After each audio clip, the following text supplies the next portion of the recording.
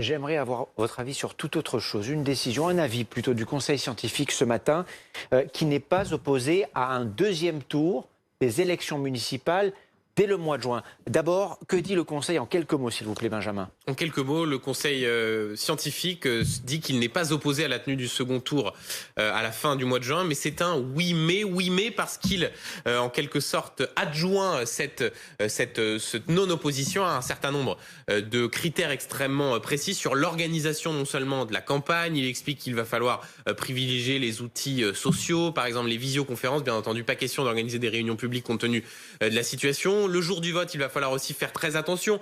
Par exemple, le Conseil scientifique recommande que les personnes dites à risque ne soient pas celles qui tiennent les bureaux de vote. Et puis surtout, message extrêmement important, il faudra faire un nouveau point 15 jours avant la tenue de cet éventuel second tour, c'est-à-dire à peu près à la mi-juin, pour voir si l'évolution de l'épidémie permet ou non la tenue de ce second tour à la fin du mois. Les élections municipales en juin, probablement le 28, oui ou non? Très rapidement. C'est important que la démocratie puisse continuer à vivre dans notre pays, mais je suis très attentive aux recommandations effectivement du Conseil scientifique qui demande à ce que les mesures sanitaires puissent garantir un vote dans les meilleures conditions qu'il soit pour la protection de nos concitoyens.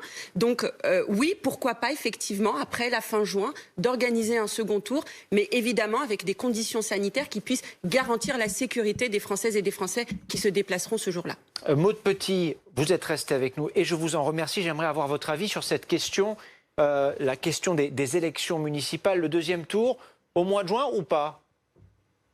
Écoutez, moi je pense qu'il faut, comme l'a souligné le Conseil, être très très prudent. Moi je suis élue d'une région qui est encore en zone rouge. Je n'ai pas envie de voter les yeux fermés en disant allons-y de gaieté de cœur sans aucun souci. Bien sûr, il faudra mettre énormément de sécurité pour l'organisation de ces élections. C'est vrai que la démocratie doit continuer à exister. C'est vrai que c'est nécessaire pour les municipalités de se réorganiser. Moi, j'aurais pensé plutôt à un second tour en fin d'année, lorsqu'on aurait eu un petit peu plus d'informations sur l'évolution du virus dans notre pays. Maintenant, c'est vrai qu'on a rouvert les écoles, on va probablement réouvrir les restaurants, les bars, donc pourquoi pas retourner voter? Évidemment, la situation n'est pas tout à fait la même que celle que nous avons connue pour le premier tour où nous étions en train de fermer, de confiner. Là, nous sommes en train de rouvrir et donc je pense que pourquoi pas? Mais moi, je reste vraiment très très prudente sur cette organisation, en tout cas concernant mon département.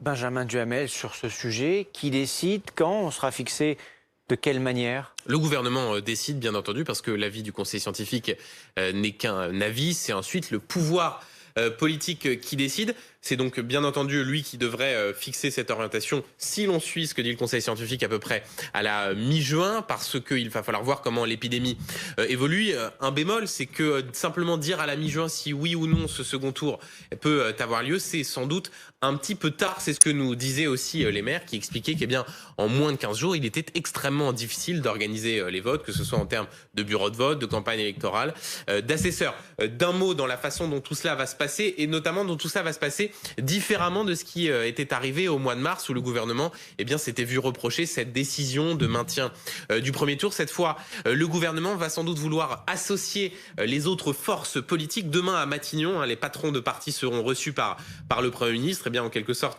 pour que la température soit prise concernant cette organisation du second tour. Et ensuite, sans doute, y aura-t-il organisé au Parlement un vote consultatif, c'est l'article 50 alinéa 1 qui permettra en quelque sorte de mettre les oppositions devant leurs responsabilités. Que votera Marine Le Pen à l'Assemblée sur cette organisation du second tour en juin? Que votera la droite, même si la droite est opposée à l'idée qu'il y ait un vote? L'idée, ce que l'on comprend, Thomas, c'est que le fardeau de cette décision soit partagé par tous pour que si d'aventure cela se passait mal, les oppositions ne puissent pas dire au gouvernement: regardez, nous vous avions bien dit qu'il ne fallait pas organiser ce second tour à la fin du mois de juin. L'idée de la part de l'exécutif, c'est de tenter d'obtenir un consensus, mais c'est bien entendu une gageure compte tenu des multiples oppositions qui vont sans aucun doute fleurir d'ici à la prise de décision. Voilà, sans compter qu'évidemment, vous l'avez rappelé, les avis divergent sur cette question à l'intérieur même des formations politiques. Ce matin, par exemple, Richard Ferrand a réagi sur cette hypothèse du vote en juin.